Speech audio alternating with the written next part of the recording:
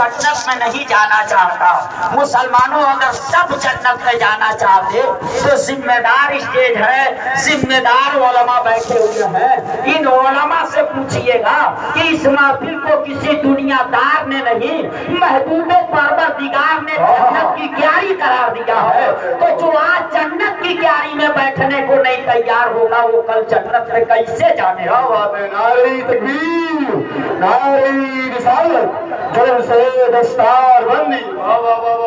इसलिए आप लोग अपनी अपनी जगह लेकर के इसमें बैठ जाए और ये ना समझिएगा कि आपके बैठने से जलसा कामयाब हो।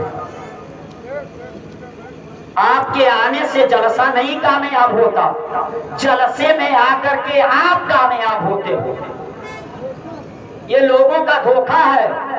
हमारी वजह से जलसा कामयाब होता, लोगों की वजह से जलसा नहीं कोई कामयाब होता। जलसे में जो आते हैं वो कामयाब हो जाया करते हैं, क्योंकि मुसलमानों अपने घर में सोते, अब तक अपने बिस्तर पे होते तो वहाँ वो रहमत का शानियाना नहीं होता, ये रहमत और नूर की बारिश नहीं होती, उलमाए किराम की ये नूरानी जमात नहीं होती और उनकी नेकियों में इतना इजाफा नहीं होता।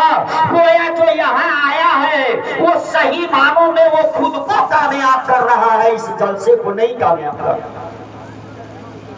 आज आप लोग आए हैं, मुकद्दर वाले हैं। मैं थोड़ी देर के लिए आपके बीच हाजिर आया।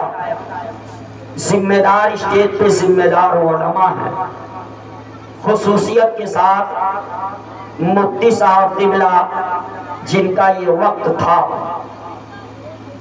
और उन्होंने इतनी बड़ी कुर्बानी, ये वक्त को कुर्बान करना आसान ना समझिएगा।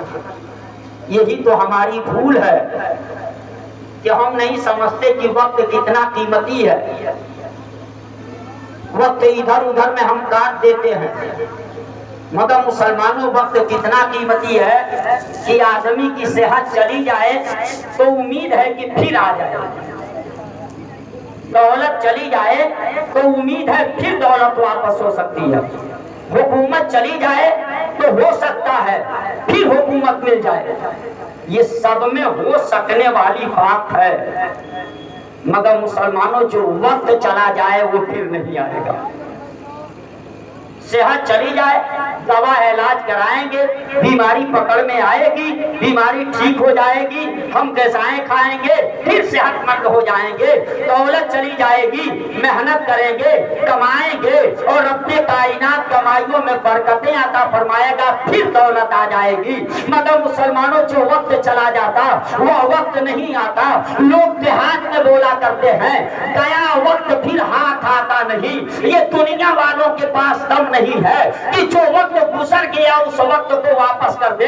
अगर ये पावर है तो सिर्फ और सिर्फ मदीने के ताजेदार के पास पावर है, जो गए हुए वक्त को भी वापस कर देते हैं। और मदीने के ताजेदार ने वापस करके दिखलाया। साहिबा की वादी में मुसलमानों सारे के सारे लोग नमाज़े असर पढ़ चुके थे, सब पढ़ चुके थे नमाज़े असर। अगर नहीं पढ़े थे तो मौला अली नहीं पढ़े थे। मुसलमानों जब डूबा हुआ सूरज पलट करके आया तो आखिर ये कहती है जो कल का असर पढ़ चुका है वो आज का भी असर पढ़ेगा, जो आज का पढ़ चुका है फिर आने वाली कल में भी वो असर की नमाज पढ़ेगा।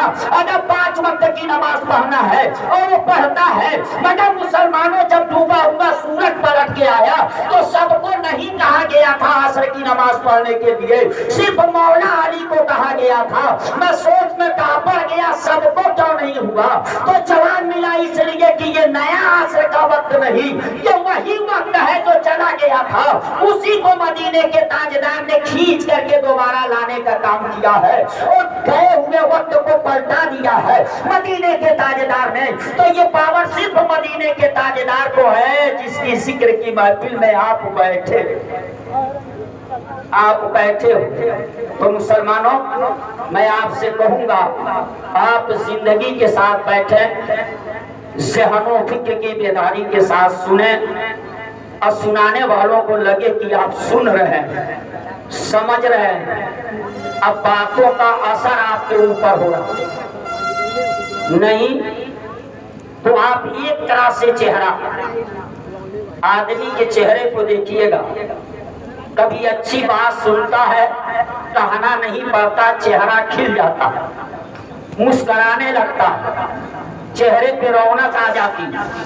कभी कोई ऐसी बात सुन लेता है, उसकी आंखें बरसने लगती, चेहरा गमगीन हो जाता, बस मुर्दा हो जाता, चेहरा मुरझा जाता। ये किसका असर है? जो सुना है, अच्छी बात सुना, खुश हुआ, कोई ऐसी बात सुना, सुन करके गमगीन हो गया। मुसलमानों, इससे पता चला आदमी जो सुनता है उसका असर उसके चेहरे से जाहिर होता है। मैं भी बोलूंगा, आपका चेहरा पढ़ूंगा, मेरी बातों का असर आपके ऊपर हो रहा है कि नहीं। अगर चेहरे पे जब देखूंगा कि हाँ उसका असर हो रहा है, तब तो मैं अपनी बातों को कह गुजरूंगा, और नहीं तो मैं कुछ भी कहता रहूं, आपके चेहरे पे कोई बदलाव नहीं होगा, तो मैं समझूंगा मिट्टी की मूरत कहीं रख दो, उसके सामने जाके गाली दो, तब भी कोई बदलाव नहीं। अब फूलों का हार पहना दो, तब भी उसके ऊपर कोई बदलाव नहीं होगा, तो मैं भी समझूंगा